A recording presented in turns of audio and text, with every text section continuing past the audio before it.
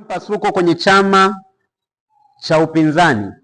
Kwenye vyama vya siasa hapa Tanzania kuna chama ambacho hakitawali, lakini hicho chama pia ni maarufu sana. Haleluya!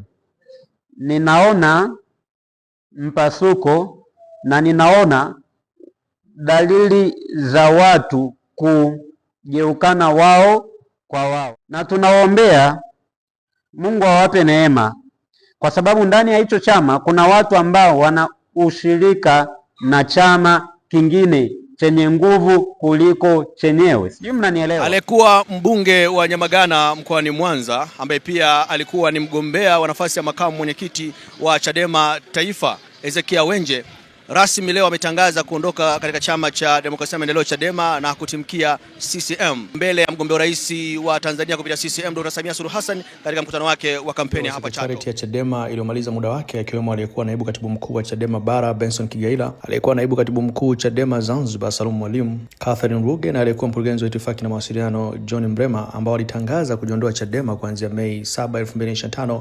Hatimaye wamehamia rasmi chama cha ukombozi wa umma cha umma hii leo.